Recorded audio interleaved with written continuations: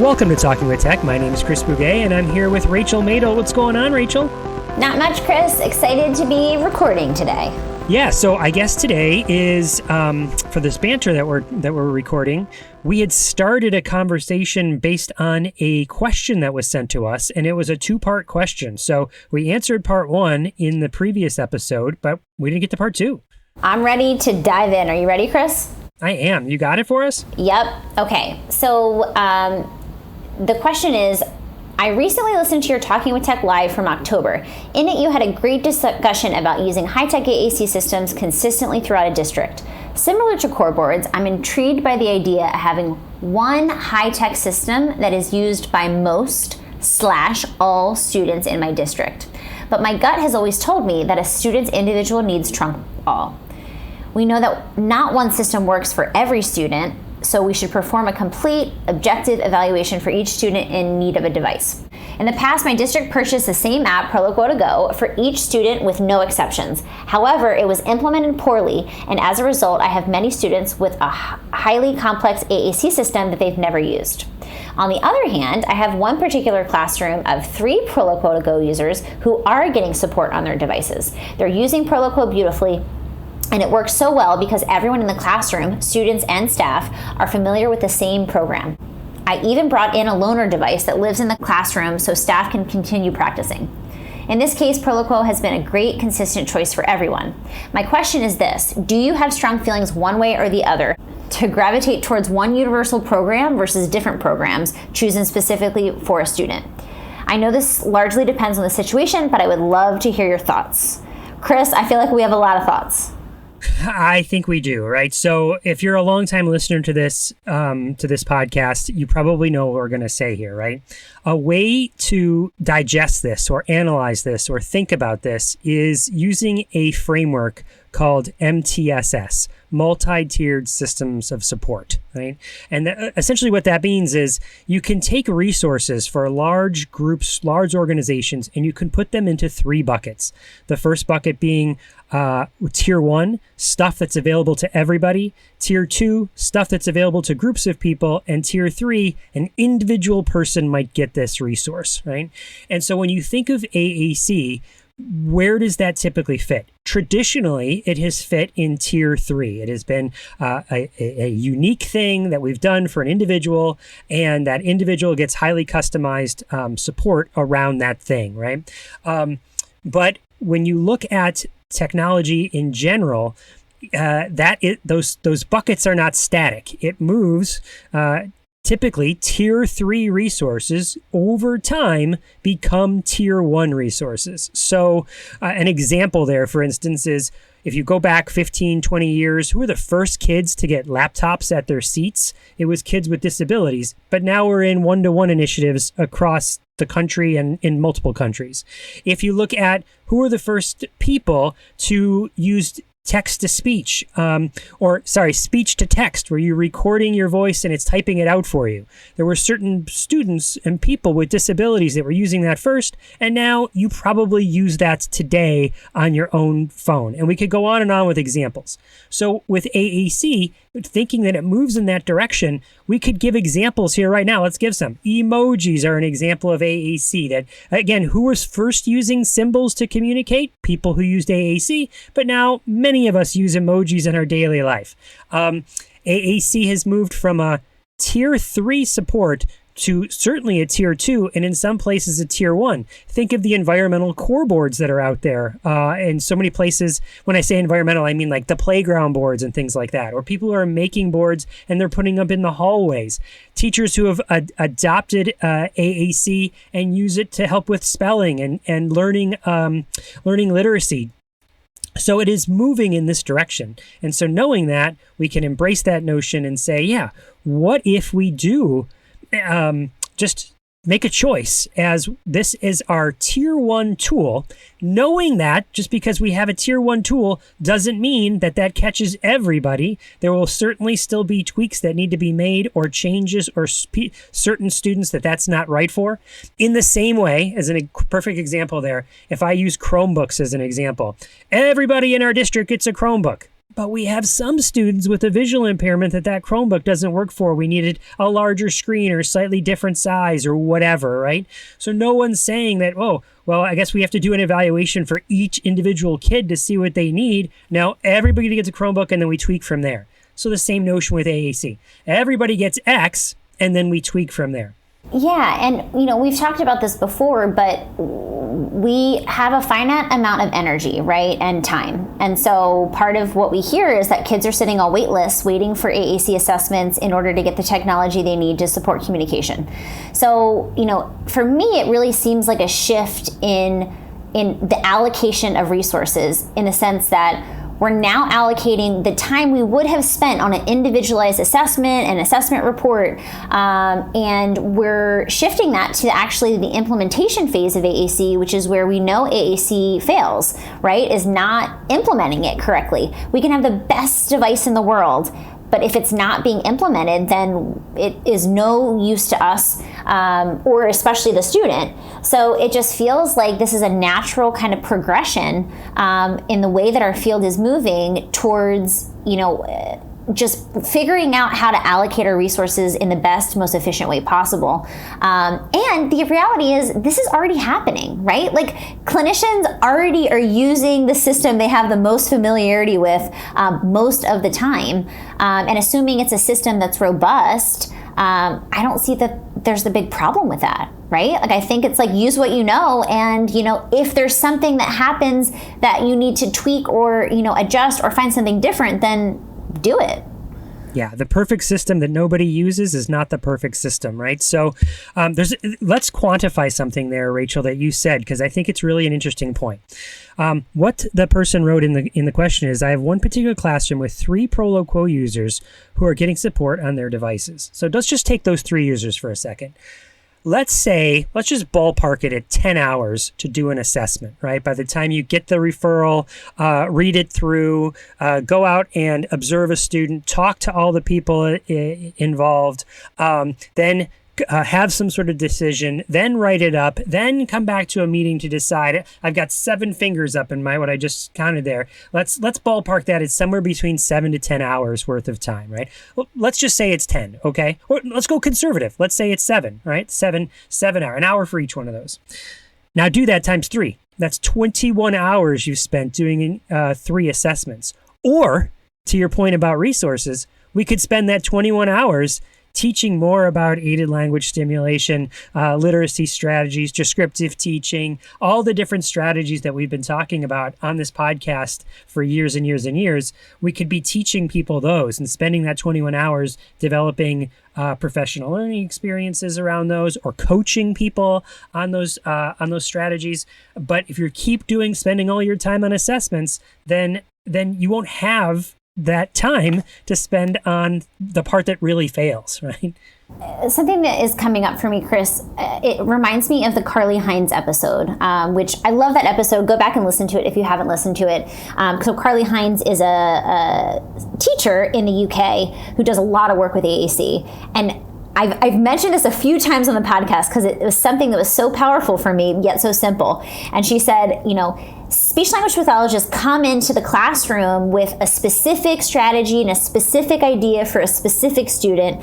And that's, sometimes frustrating to me because I have a whole classroom of students that I need to think about. And this kind of makes sense thinking through that lens too, right? Is like, how can we help create trainings and support that help all of the students in the classroom, not just our specific student who uses LAMP, and then we need to do another training with our student who uses, touch chat, and then we need to do all these other trainings. How can we maximize our time and, set up systems for teachers that they feel comfortable with and confident in? Because again, if we have to train 5 different AAC systems in a classroom, are they ever going to get super confident in, one of them? No, because they have to, use all of the energy and time they have for a little bit of each. And so if we know that most systems are robust and, most of them have a lot of the features that most students need to be successful, it just feels like a no-brainer to me that we're shifting away from this idea of, a long, lengthy assessment, to get to a place where we could probably get if we just implemented a more universal system and then made modifications from there if we need to. So another point about this that is a little bit weird to me, so let's just talk it through. I would appreciate us talking it through, Rachel, is that even the way this question is worded is similar to core boards. I'm intrigued by the idea of having one high-tech AA system that is used by most/all, right? So it seems to be, and have other people have told me like, yeah, we use core boards, but when it comes to, we don't really use a specific language system first approach, but we use core boards. It's like, but that is a specific language. It's not the system we would prefer, but so are you saying, let me just make sure, are you saying you do an evaluation for every student before you give them a core board and you decide, well, okay, for this student, I'm going to use the home screen of Prolo Quo, but for this other student, I'm going to use the home screen for Speak for Yourself. But for this other student, I'm going to do TD Snap because you've done this evaluation? No, that's not how it works. So you have bought into it in some regard that, yeah, there is going to be this tier one thing, this core board that we put together. Well, that's your system. That's your specific language system first. The thing is, it's just not very robust. To put it another way, it's just not very good. Meaning, because you can't get to the morphemes. Like very few core boards have ing and plural s and possessive s and those little parts of words. You can't model them well, and you're limited on the number of words you have. So a robust system. So just take that leap that you already have. You already have adopted a specific language system first approach. Just apply it to high-tech AAC. Yeah. And it just to think about the impact that could have, like you said, just with the numbers, like crunching the numbers feels so powerful. And, I'm thinking about those 21 hours that we kind of, calculated, right? It's like so often I hear from SLPs, oh, I don't really have enough time to reach out to the family and to do enough training with the family. And, it's like that gives us our time back. It buys us more time that we need to support communication partners. And so it's just I've always kind of struggled with this whole AAC assessment thing. And even in my own practice, I can do a formal AAC assessment, but I'm like, do you really want to pay me to write a report? Like a 25-page report is and so I hardly do that in my practice at this point. I do a consultation package where it's not only do you get some trialing and us figuring out the right tool, but you also get included coaching sessions with me so that we can figure out how to actually use this thing and get it off the ground and make you feel confident in using it. So it just feels like, how are we really spending our time, and how could we be spending it more efficiently and effectively? Mm-hmm. For sure. One thing that it sounds like this person writing us is sort of wants permission to do it. So yes, you have permission to do it. And anyone else listening who's feeling that way, give other people permissions to do it. A question that comes up frequently with this is, well, how do I pick the system? How do I pick which one to start with? And I think there's two prevailing thoughts there. One is form a committee and do mass feature matching. You're doing the feature matching for individuals. Just think, all right, well, what would be the tool that most people in our neck of the woods are already familiar with? Or if that's just one consideration, what if that's not the tool most people are familiar with this, but there's some limitations to that tool. Okay, so can we switch it? But I really like the idea of that being a committee. Get some stakeholders involved. Don't feel like it all has to sit on your shoulders. Who else can we get to make this decision? So that's one way of doing it. And the other way is let the data speak for itself. This person has working for a school district. So make a list of every AAC user in your school district, put that in a column, and the next column over is, well, what system do they have access to right now? And there will be something that comes out in the wash more frequently than the others. I mean, sure, it could be 50-50 someplace, but I just think that's so rare. It's probably one is the prevailing one. And okay, maybe that's our system then. That's the one we go with. Yeah, I feel like as long as it's robust, that's the most important thing here, is that we're not choosing systems that have limitations. We're choosing systems that have the ability for grammar and morphological changes. We have the systems with keyboards for typing and core words and lots of different parts of speech, and supports motor planning and kind of all these features that we're thinking about for a robust AAC system.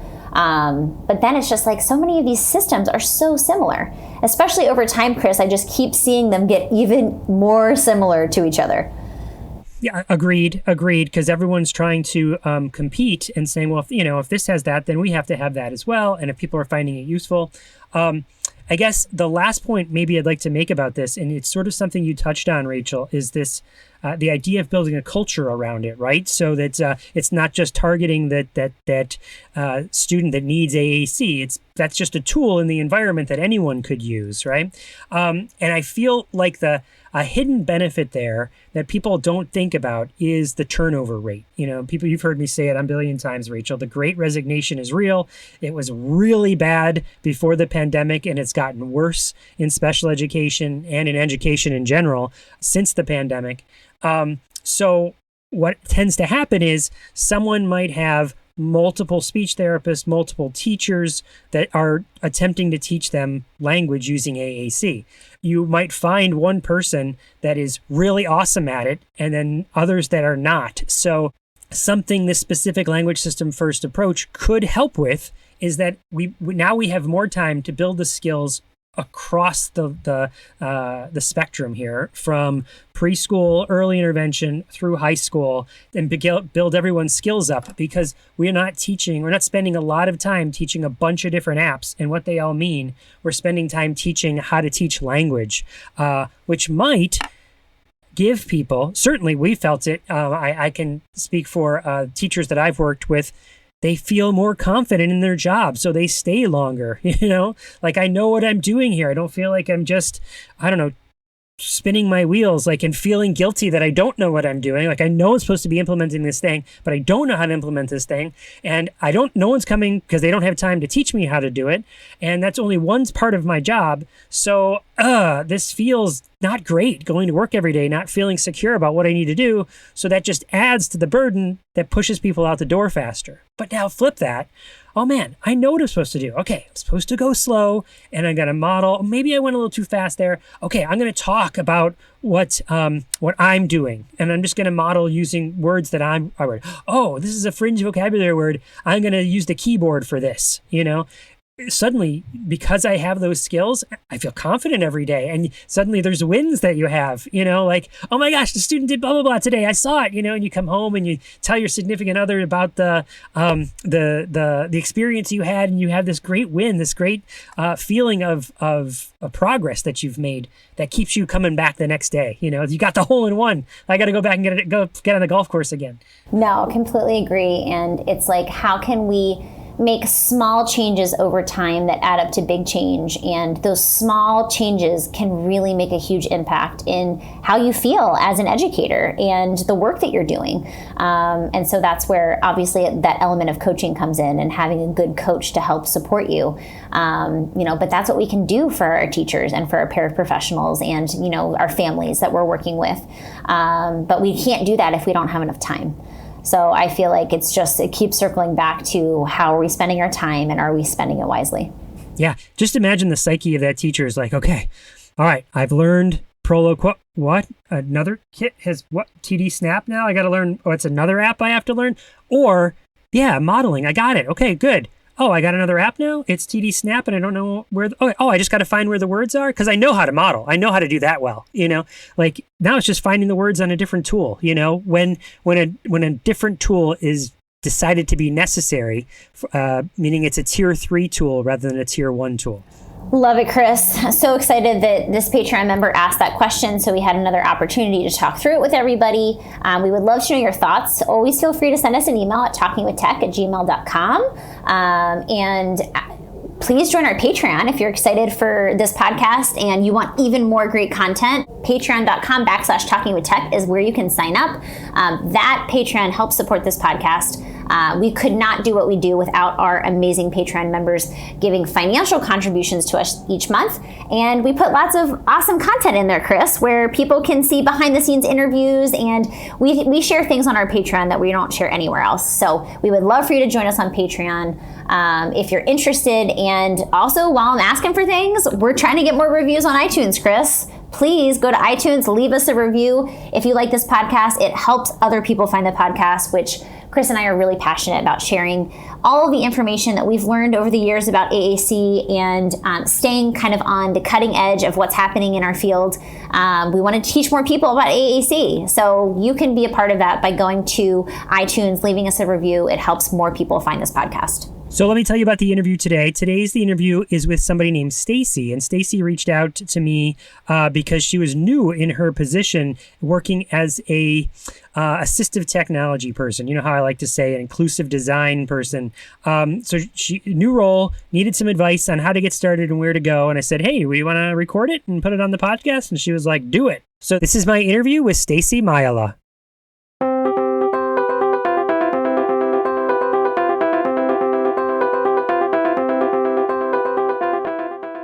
If you love listening to this podcast, we would be so grateful for your support to keep it going. By becoming a Patreon member, you can not only help us cover the cost of this podcast, but you can get some really great bonus content as well. We post video tutorials, behind-the-scenes recordings, and bonus segments from our interviews. We would love for you to join us by going to patreon.com/talkingwithtech.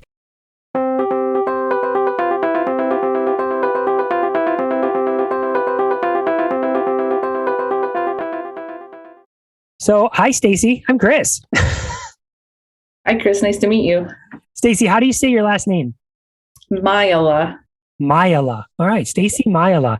Well, it's nice to meet you, Stacy. So, we like to record these podcasts sometimes when people have questions because, like we said in our emails back and forth, maybe there's other people out there that are in a similar boat and would benefit from hearing us kind of banter back and forth about our trials and tribulations and what we're trying to accomplish. So why don't we tell people a little bit about yourselves? Who are you and what you do? I am a speech language pathologist by trade. I've been practicing about 8 years, kind of worked in a large variety of settings, really. Started in nursing homes, acute care, hospitals, things like that. And then kind of transitioned into a therapeutic day school, kind of fell in love with AAC and assistive technology kind of all over again in that setting. Just recently, a couple of years, moved back to my home here in Michigan and was working as a speech pathologist in the schools for a little bit. And I recently just took over the assistive technology consultant position at the local ISD here. So it's a new role, but it's not new. It's not really new information, really, but it's a new role for me. So, Gotcha. So, congratulations on the new job. Yeah, it's exciting. Yeah, it's very exciting. I'm excited to be here. So, when you say ISD, so you support how many schools would you say you support? So we support 13 school districts plus 5 transition programs and all of the early on services for the area too. So cumulatively, there's not a lot of students, but it's a very large kind of area with a lot of different buildings. Mm-hmm. So geographically, it's large. Yeah, I was looking at some of the facts today. It's about 2,800 square miles geographically. Yeah. All right. So, but I guess things would have changed now recently because do you do a lot of stuff virtually, have meetings and meet up with teachers and educators that you're supporting virtually, or are you still spending a lot of time in the car?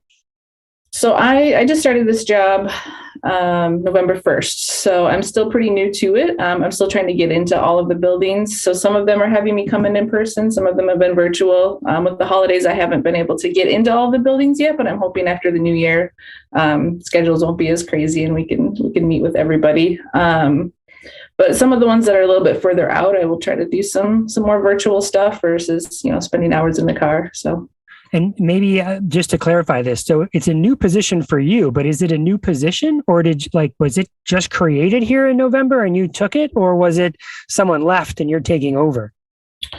A little bit of both. So the person that was doing the assistive technology here at the ISD, she was also a speech pathologist like I am, but it was probably about 80% her as a speech pathologist and maybe 20% running the assistive technology program. So it's not been a full-time role in, I think, several years. So a little bit of both. Mm-hmm. But your administration apparently had recognized that it really was a full-time job. You can't do 20%. My administration came to the same conclusion, and I feel like that's happening around the country, of people sort of becoming aware that people who wear multiple hats, the stress goes up. It's harder to focus on one thing or get really good on one thing. And so it's maybe better to have this sort of singular focus. Is that your story? Yeah, it seems that way. I think there's the superintendent for special education at our ISD. She kind of helped develop an AT program where she had come from previously. And so she's a huge supporter of assistive technology, and realizing that, the area that we live in, it's not a big city. It's not a metropolitan. We're kind of out in the woods. So we're a little bit behind in a lot of things, assistive technology and just education about it being one of them. So I think, her being in her role here, recognizing the need and knowing that, what programs look like where she's come from, knowing that there's a lot of work that we can do up here to help the students. So it's kind of, to me, it would be really exciting. Like, you get to be the cement layers of the foundation builders of what's to come, right? So yeah. It's kind of an exciting time. I don't mean to put words in your mouth, but I'm excited for you. Yeah, I'm really excited too. It's definitely going to be a challenge, I think, getting all the pieces to fit together to really get the program going, and kind of changing the mindset of some of the schools of, what we had been doing towards what like the vision is of the program. So let's talk about a little bit of that. So what is your vision? What kind of barriers are you facing? What's your goal? What kind of questions do you have? Let's jump in. Yeah. So it's been, like I said, I haven't spoken with all of the districts kind of in a lot of depth yet, but from the ones I have spoken to and from a lot of the requests I've gotten, in this last, really month and a half that I've been here, it's been a lot of communication devices along with iPads. So I think that's iPads are kind of what people know here. So I think a lot of education needs to happen about what other types of assistive technology there are. Even just basic, Google accessibility and switch access and all of those things too. I think there's just not a lot of good knowledge base. And there's some districts that are really kind of on top of it and they don't need a lot of my support, but then there's other ones that do need a lot of support. So for me, navigating, which districts can kind of do what they need to do because they've been doing it for a long time. And there's a lot of new staff and in some of the buildings too. So some of them are going to need some more support. So for me, I think I've kind of prioritized getting into each of these districts, trying to meet with all of them and really figure out what their needs are, what their knowledge base is, and trying to, fill in some of those gaps for them. Gotcha. Okay. I think my priority. Well, let me ask, let's start with this, with the whole process. So let's say you're an educator in one of the ISDs, and an issue comes up. There's some sort of red flag, alarm. I don't know. There's some sort of a student is struggling and they shouldn't with whatever their learning might be. What is their protocol? What's the what are the steps they might take to get that student some supports? Yes, exactly. Like I said, I think some of the districts are even purchasing some of their own things. So they kind of can look at that student and go, oh, I know what they need. And they'll just kind of go out and get it. But there's other ones that aren't quite sure what the student needs. And I've been getting a lot of those phone calls and emails too, saying, hey, I have, student XYZ. They're really struggling with reading and writing. We've tried this, we've tried a few things, but we just don't know what else to try. So I've got some meetings in some of those districts coming up really soon, right after we go back to school, to, kind of talk through some of the other things that they might be able to try. Also putting together kind of like a little mini website that I'll send out to the districts where they can see some of the available items right now. But it's also got like a help desk built in where they can fill out a Google form that I've created. And maybe they can request, help with how to put AT into the IEP, or, I need some help figuring out which, kind of technology might be appropriate. I want a training for AAC or a training for AT. So I'm kind of putting that together, hoping to get that out right after the first of the year. Gotcha. At least give them a space to go and look at a few things, but also to be able to just, fill out a quick Google form, check a couple of boxes and say, hey, help.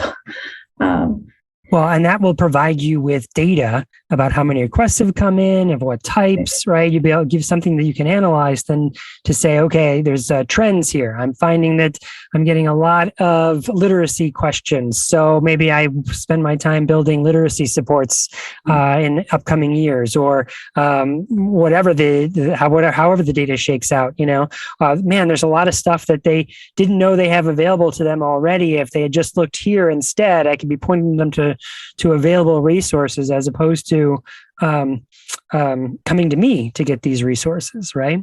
Right. Cool. Okay. So you're working on that Google form, right?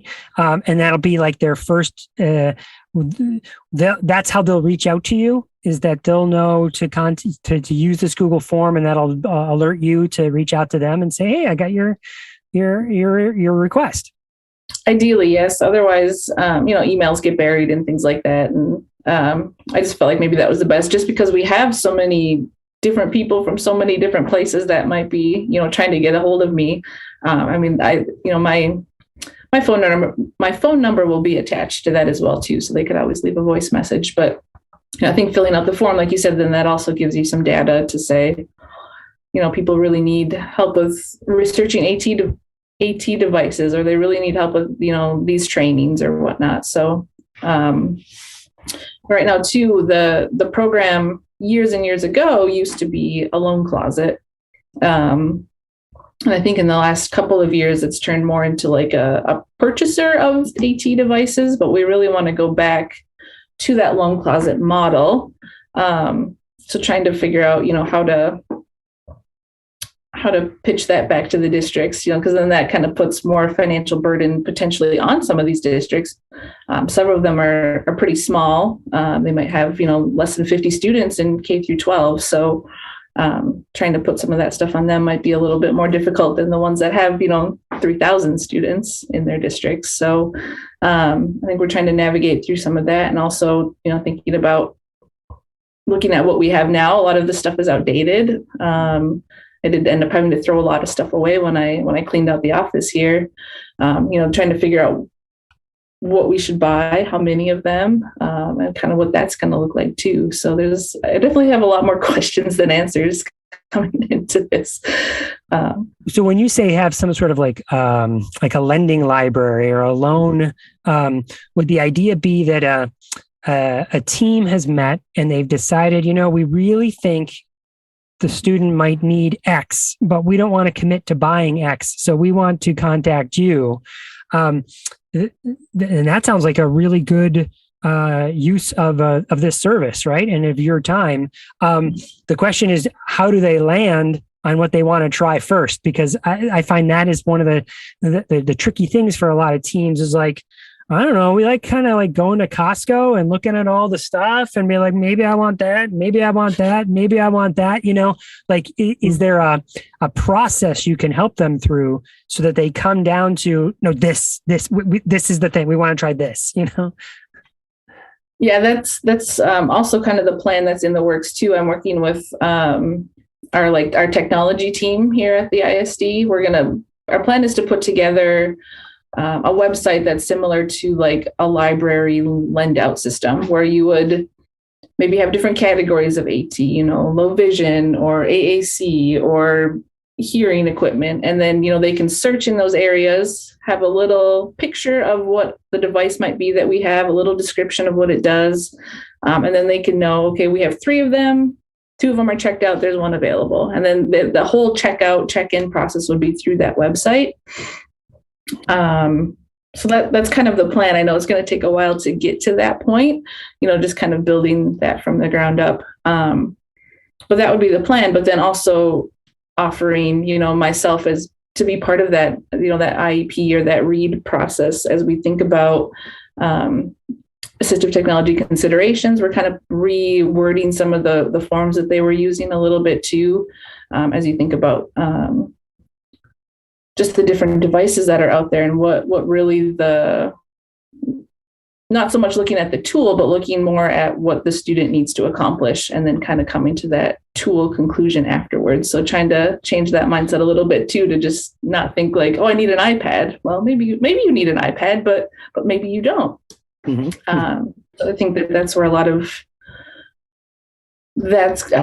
lot of myself will come into some of these meetings and some of these plannings and educational stuff for the districts that really need some more supports.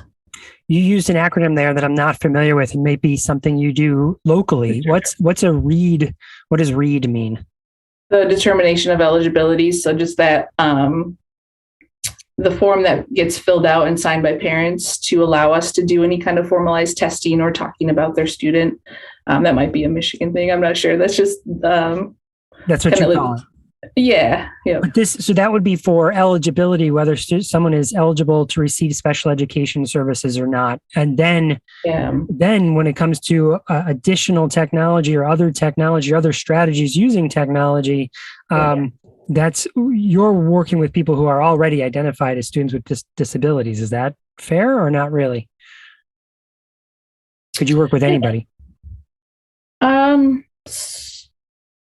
So I think that's kind of what we're working to work out some of those kinks too, because there are some students who don't necessarily need special education supports or OT or PT or speech therapy in the school districts, but they might still need some of those reading or writing help. They might not, like I said, they might not need special education, but maybe they just need some assistive technology tools to help them in the classroom. So we're kind of working out kind of what that looks like. And I don't know that we come across those students all the time, but I mean, they are out there.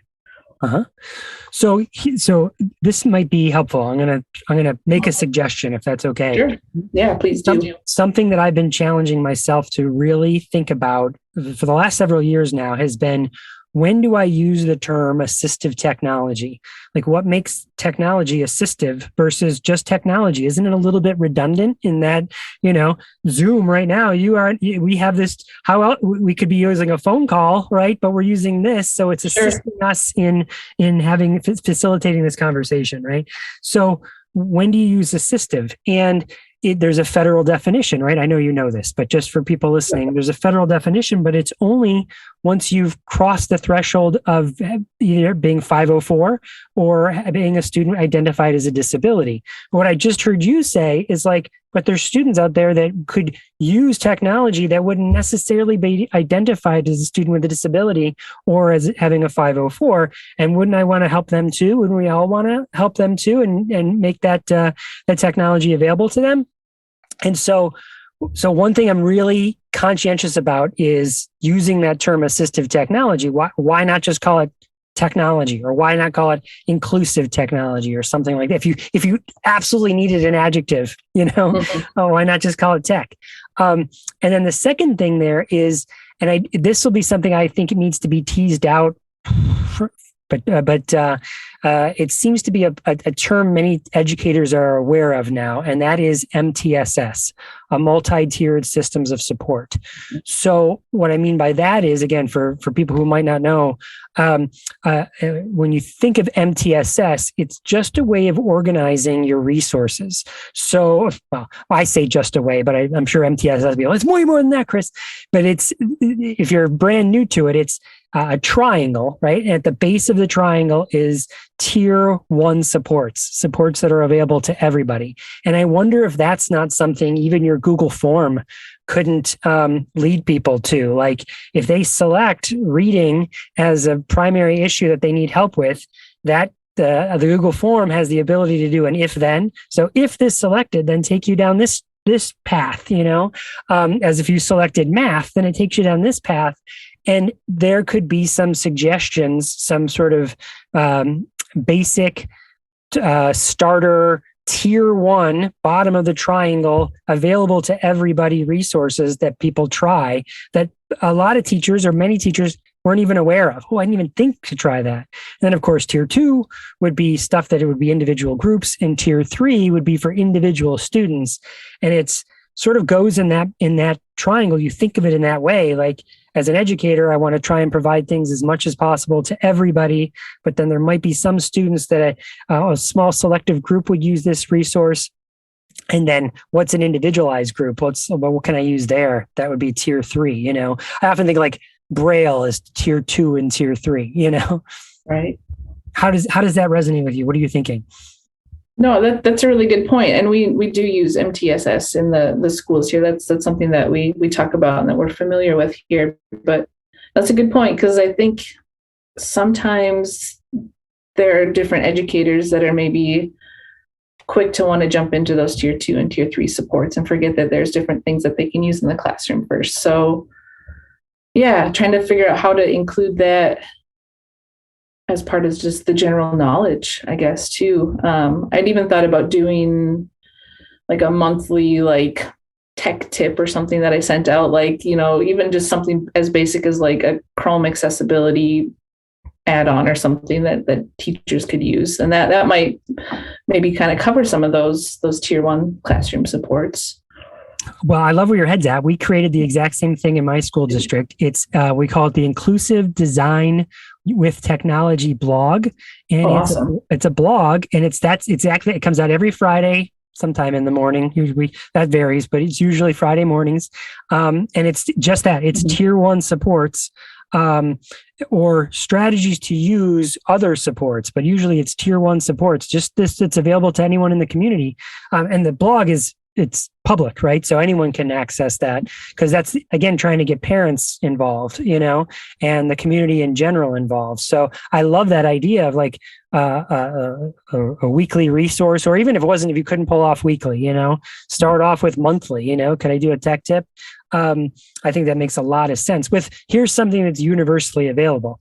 But what I feel like was going to be a challenge for you, Stacy, is figuring out what is universally available. If you're supporting all these different districts, is there like, well, this district's a Google district, but this district's a Microsoft district, and we use Immersive Reader a lot, but we use Read and Write for Google Chrome or Snap and Read or whatever, you know what I mean? Like, do you feel like that's going to be a challenge, or am I reading too much into it? To be honest, I guess I just don't know yet. I'm not far enough into my role here to know what some of those barriers might be. I think a lot of us up here are Chromebook schools, so I think most students have like a 1-to-1 Chromebook in their hands. So I think you're looking more along the lines of Google accessibility. I'm not sure if we have any Microsoft districts. Well, something that might help there, Stacy, is this has worked for us, and it's something that we emphasize in the Inclusive Learning 365 book, is a strategy-first approach. So the strategy is having strategies read out loud with dual highlighting, right? That's a strategy. You can do that with Immersive Reader. You can do it with Read and Write. I can see your blog post that talks about that strategy. And then, oh, by the way, here's a couple tools that do that. The strategy is turn on the captions, pairing text with audio. Captions. Here's how you do it with your Chromebook. Here's how you do it on a PC. Here's how you do it on an iPad, and this way it's putting the tool second and the strategy first. How does that? But I feel like that's something a lot of people might struggle with. It's like, I like Chrome. I'm going to use a Chrome extension here. Well, that's a tool. What are you trying to do with that Chrome extension? Well, I'm trying to get them to organize resources. Great. That's your strategy, organizing resources. And then here's 3 different ways you can do it here, including one Chrome extension. Right. Yep. Can I ask a quick question about your program? Yeah. So you work for your district, correct? I do. So what does your AT program look like? Do you have like a huge closet of things? Do you loan them out? Do you like purchase them for the students? How do you, like, what does your process look like there? So I know that it's pretty well defined since you've been doing this for a while. Yeah, well, so it is defined and it's always evolving though, right? So, Sure.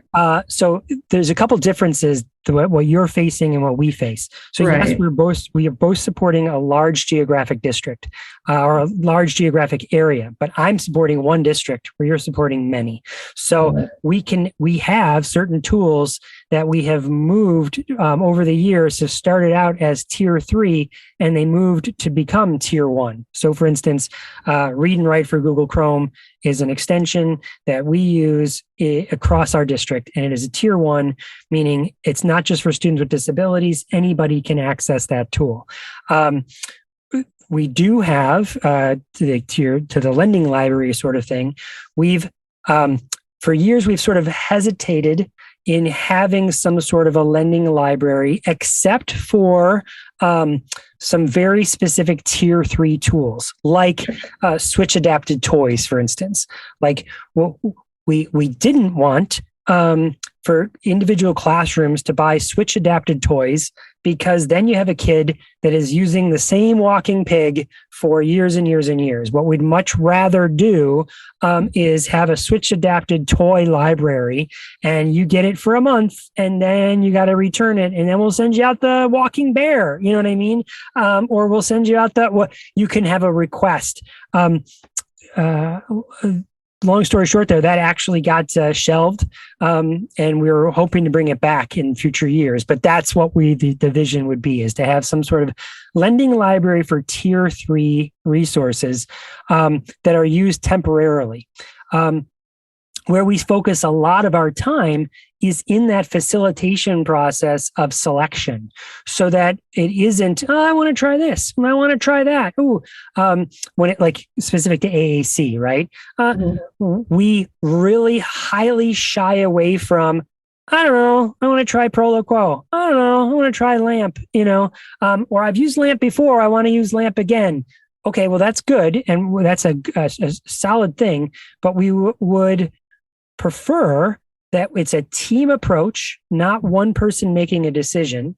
And we're looking at the factors that would help a team make a decision. And our role, and what I would encourage anybody in your position or my position to be, is act as a more facilitator that asks more questions. Well, we know that if the kid needs robust AAC, and ask it. So what tools what else does the student need? We knew, because, let's see, what languages do they speak? And so, you ask questions that bring out that from the team, and you organize the meeting so that a lot of people wouldn't even realize that it should be a team decision, it would be like, so that's where we spend a lot more of our time, rather than sending out, in fact, anytime there's an aberration where we get a little disheartened, like, meaning someone has just made a request for an item, like, well, we're not Amazon, we're not like,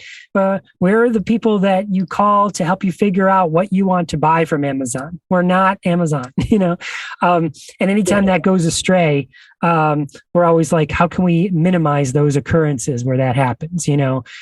Say someone says, well, I really want X, okay, well, talk us through. What was the decision-making process? How did you come to X?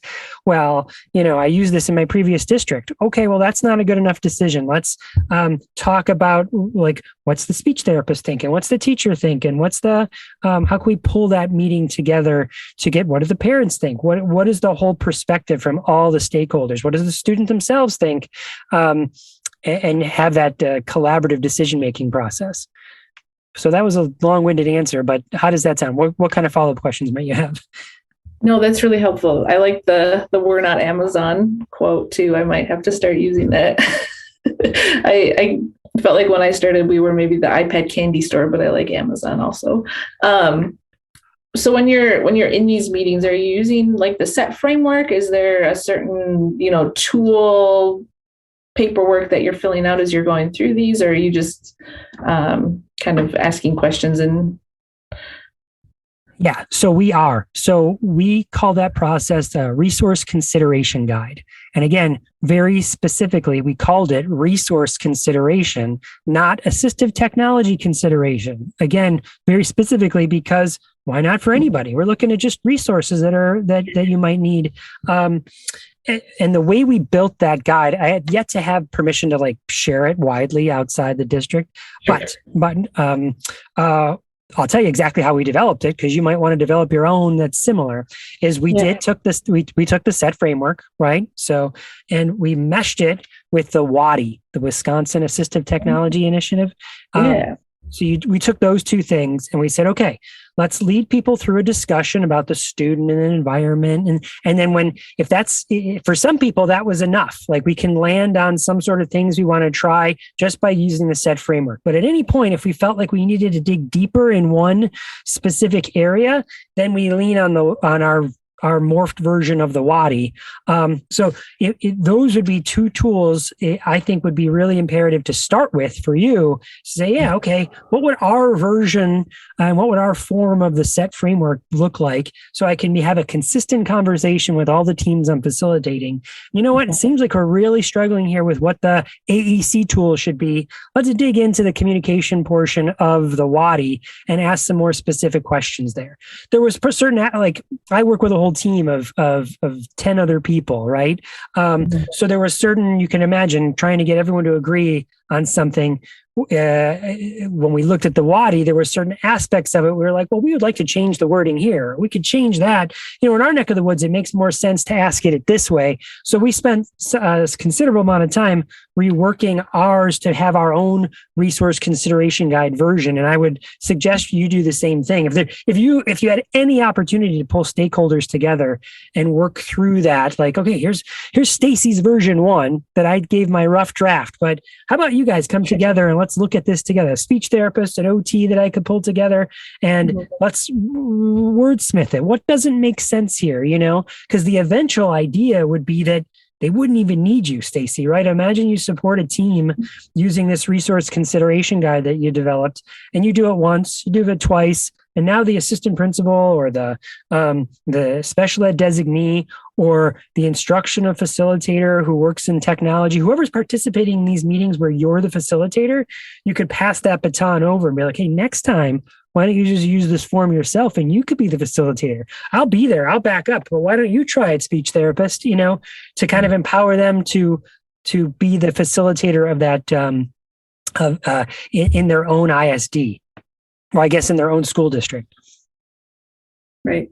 And I think that's the goal, right? That there's some districts now that are filling out these SET frameworks and, they're running the IEP and they're coming to us and saying, okay, we've filled out the SET, we've held the IEP meeting, we talked to parents, here's the tools we came up with. Mm-hmm. So I think getting all of the districts to that point would be great. And it's just, again, it's going to take time. There's a lot of newer staff in a lot of the buildings, and but I think that we could definitely get there. It's just, Stacy, if it sounds like if people are doing that and they're doing that with fidelity, meaning they're not just like, well, I took your SET framework resource consideration guide WADI form and I filled it out in a closet by myself, and then I sent it to you like a request form. You're back at Amazon. You know what I mean? You're back. You're just doing a paper-based version of requesting a device. The idea is requesting a tool or a resource. The idea is to make it a facilitated, collaborative process.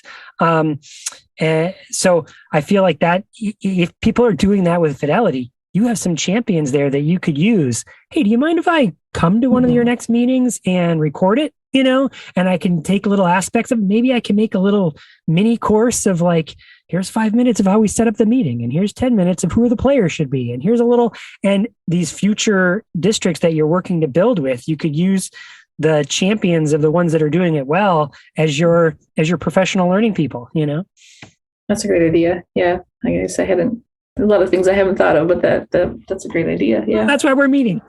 Right. No, that's great. Like I said, I'm still so new to this role that's why I reached out to you. I was like, I don't really know like which route do I go down first? Like, how do I make this happen? So yeah. Well, I absolutely love the whole inclusive technology idea there. The way you started off our conversation of talking about how it's technology for like, it's not disability or non-disability. I think that mentality is, if you keep that in your forefront, is going to serve you well into the future. Yeah, I hope so.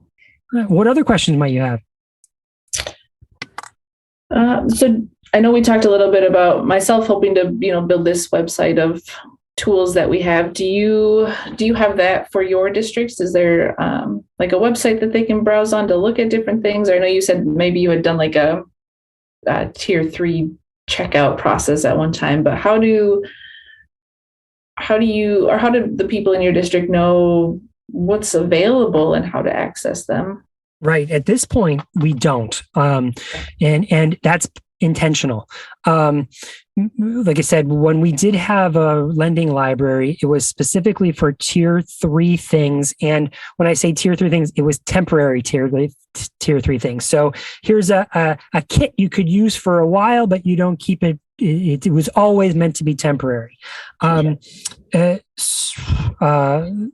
What we do instead is to make sure that people are really thinking things through, is it's a contact us. Again, I have the luxury of working on a team of 10 people. So we have approximately 100 schools in our school district. We have approximately 10 people. So let's say roughly 10, some have a little more, some have a little less, depending on geography and, size of schools and all that kind of stuff. But let's just say most of our facilitators have 10 schools. So what we work hard at is for them to know those facilitators, meaning the people in the speech therapists, the designees, the special ed designees, the teachers. So that's a person that you can contact as opposed to a website. I'm just going to write Jamie. Jamie's my buddy. She helps me out all the time. Hey, Jamie, I'm struggling with this. Oh, you know what? I'll contact you. And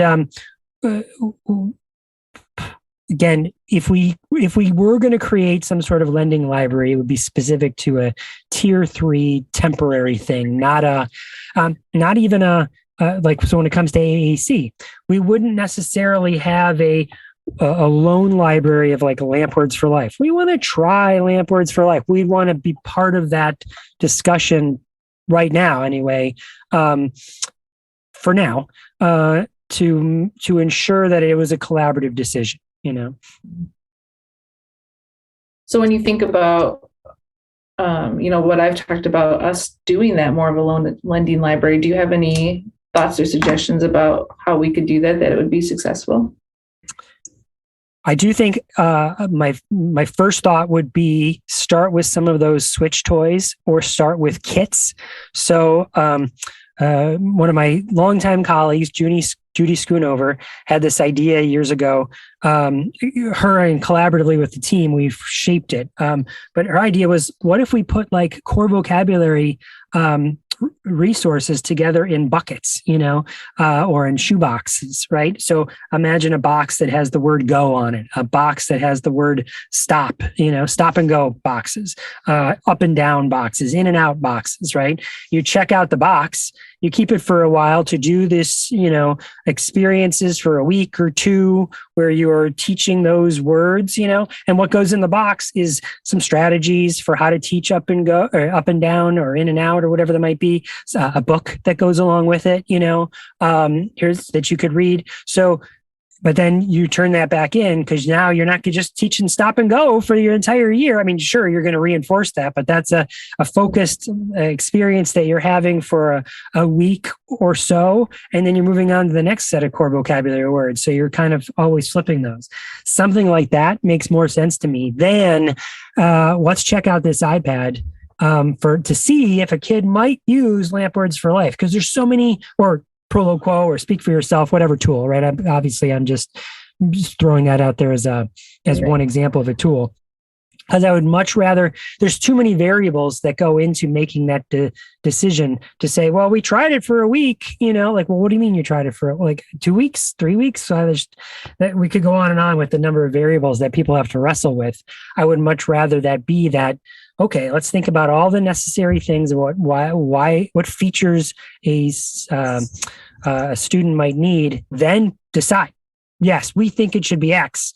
Okay, now let's put that in place. And that to me could just be the accommodation then. Like the trial is for a year. You know what I mean? I mean, you can always make changes if that's not working, if data is showing that you made the wrong decision. But if you're really making that decision with fidelity and as a collaborative team, how often are you going to be wrong? You know? So I just hesitate for a lending library to be something like, I just want to try this for a little while without some sort of big rationale behind why you want to try it, you know?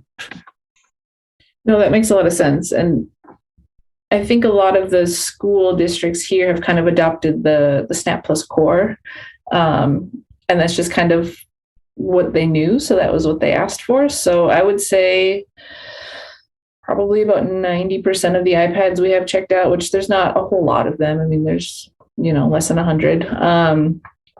I would say probably about 90% of them are running Snap Plus Core, but a lot of the emails I'm getting back and forth with some of the speech pathologists are, well, what else can we use? They don't dislike Snap Plus Core, but some of the students just don't. It's not the right fit. Using it. It doesn't. Yeah, it's not the right fit for their students. Mm-hmm. So how did you guys come up with a good process for evaluating students for AAC and, making sure that everyone was kind of on the same page with that evaluation process? Or are you more using that, feature matching guides and things like that? So we're really trying to use that the feature matching guides rather than some sort of assessment process or evaluation process. In fact, it's so funny because Rachel and I just recorded a banter, and there's a phrase that just on this topic that'll be coming out in a few weeks in the podcast. But so people in the podcast might hear me say this again, is that I feel like you shouldn't do assessments on AAC. You do assessments on language, right? You're doing a language evaluation to find out where a student might be language-wise. But that helps inform your AAC decision. But because of insurance and Medicaid and things like that, there's this sort of made up model of that I don't know that necessarily has any research to support that this model works any better than any other model. But it's like, we got to try 3 things and then figure out what works the best. So what often people do is they take the thing that they know or feel will work best, and then they pick 2 other things they know it won't, just so they get the thing that they want. And it just seems to be a broken system if you're doing it that way, right? So what's a better system is, again, having all the stakeholders at a table and working through a process of a collaborative decision-making process there. Now, that to say, Stacy, I know you're a podcast, you're a listener to the Talking with Tech podcast, so we've had this conversation many times. I'm a fan of the idea of taking Snap Plus Core, for instance, if everyone knows it, and making that a tier 1 tool. Like, here it is, it's available. You don't have to wait for anything. Let's start trying that. And that said, it doesn't mean that you would never use a tier 2 or a tier 3 tool, especially if so I wouldn't want it as the speech therapist. I don't know. I just want to try something different. Well, why? What's your rationale for trying something different? Well, okay, students having number of mishits. The way the grammar is set up in Snap Plus Core first is not working for what's your rationale? Now let's move up. When I say move up the triangle. Yeah, it seems like for this student, we might need to do a different AAC. We might pick, now let's figure out why, let's have that conversation about why we should change. But I like that approach way better than we're doing some sort of assessment and it always feels a little squirrely and I'm not really sure why I'm picking the thing I'm picking in the first place, but I tried 3 things, you know what I mean? And all that time is time wasted where a student is not necessarily being instructed on language using a robust system. Do you know what I mean? Right. Because at the same time, you're also asking the teacher and maybe a paraprofessional and the parents to also try to navigate 3 different systems in maybe a few month window. Yeah. what we know from motor planning, Stacy, too, is okay. And this is the classic question when it comes to doing an AAC, and again, I'll put it in quotes, assessment, is, well, which one did you implement first? Like, if you had to try 3 things, how did you choose X as the thing to try first? What was your ration? Is it random, or did you have a rationale why you tried this first? And whatever that rationale might be, then why wouldn't you just go with that as the thing to implement? Right. Right. So that's why I like the system of you spending your time and getting as many speech therapists or other educators that are well versed on AAC to become facilitators of a decision-making process rather than an evaluator of a tool that we want to try, Yeah. No, I think that's a great idea. I like that. That makes a lot of sense. Cool. And I feel like there's, should I say I feel like, but I know there are school districts out around the country that are using that sort of model. I've called it the specific language system first approach, where it's like, we've picked a tool. If this is what we're using as our tier 1 tool, we'll always adjust when we know that doesn't work or when the evidence suggests that's not going to work for a student. No one's locked in. It's not a one size fits all. But if it's a robust system and we can teach language around it, and the people are getting better at the other skills that it comes to implementing, like becoming a better communication partner, I'm becoming better at weighting, I'm becoming better at modeling, I'm becoming better at implementing literacy strategies. And then when I have to use a different tool, well, now it's just finding where the words are, but I know how to teach language using a device, Right. How does that all sit with you? It's good. It definitely gives me a lot of things to think about and maybe even reconsider. So I think that was kind of my point of wanting to talk to you, was to get some good ideas and some talking points, and, help me think about other possibilities of ways that, we could go, or I'm not set in stone on anything on my end. I'm just, hoping to do what's best for the districts and the students, and trying to, help them as best as we can moving forward. So awesome. Well, Stacy, before we wrap up here, let me ask you, I'll ask you like a reflective question here. What do you feel like are your next 2 or 3 action steps? Like your takeaways from this, like, here's what I'm going to do, Chris. I'm going to do these things. What do you think those might be? So I think my action steps, number 1 still being, working on setting up those meetings with my local districts, the ones that I haven't gotten into yet, to really just talk about needs and how they're maybe even, just how they're assessing students or what they're using as tools. I think, really tying down some of those, the paperwork, I think we've been working on remodeling or redoing some of our consideration guides actually too, but I like that you called it a resource consideration guide versus an assistive technology. So I think rethinking the language that we use, I really liked your points about, it is maybe assistive technology, but it's also just technology too. So I think, rethinking some of the wording that we're using, because I really liked your rationale for that. And then just thinking more about the website and how we're going to mold this into a lending library, working on more of that educational piece of, I guess, what we're going to put in the lending library and how we're going to lend it out, and also rethinking about the AAC component of it and what that might really need to look like, versus, like you said, not just being like, well, here's an iPad with Proloquo, let me know if it works. Because that's probably not being a speech pathologist, I know that that's not something that I would do in my practice. So why would I do it on the other side, right? So I think it was all good things to think about and consider in ways I hadn't thought about them. So awesome. Stacy, I'm going to give you one last piece of advice here. And that is, it's something I wish someone had told me right at the beginning. We kind of knew it when we started our assistive technology teams a year ago, and we try to do this as much as possible. But it's, again, I wish I had, going back in time, hopping in my DeLorean and whispering in my own ear, I wish I had done this even more. And that is, look for ways to duplicate yourself. right? So if you're having these, you're going out and you're meeting with different people and you're making this connection, what ways can I then come back afterwards, reflect on it in a little recording that'll eventually become a blog post later on, or that I can put up on a YouTube channel and then people can watch, or I can send it to them. So, because there's only, especially like, again, very fortunate. I have a team of 10, right? When it's just you, you've got to look to, you got to clone Stacy so that there's Stacy 1, Stacy 2, Stacy 3. And you're like, well, Stacy 3 is actually doing this audio recording. Why don't you go listen to this audio recording? And Stacy 4 had made this YouTube video, here's a YouTube video so that you can be present in those. People can go and see those other versions of you. So that there's, like, right now, people could be listening to this podcast, but I'm actually in another room someplace, right? You're in another room someplace. And I feel like this sort of media can help perpetuate that for yourself. Your bigger challenge, one, record as much as you can and think about how you duplicate yourself.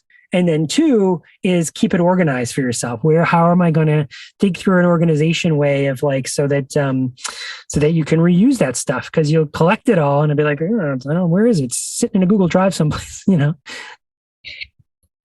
that helpful? No, that's very helpful. I appreciate those tips. I am all about looking for ways to help myself, to help everybody else. Like you said, I am just one person, and there's a lot of school districts and a lot of people and a lot of students that are looking for resources. So I think that's a great tip. Awesome. Well, Stacy, don't be a stranger. Always feel free to email me, to contact us, to reach back out, and maybe I'll see you. Are you going anywhere? What are you? Do you have any conferences coming up that you're attending? Like, you going to ATIA? We had thought about ATIA, but maybe not this year. Hopefully Closing the Gap next year, though. Awesome. Well, then maybe I'll get to see you there when we meet in person sometime. Yeah, that'd be great.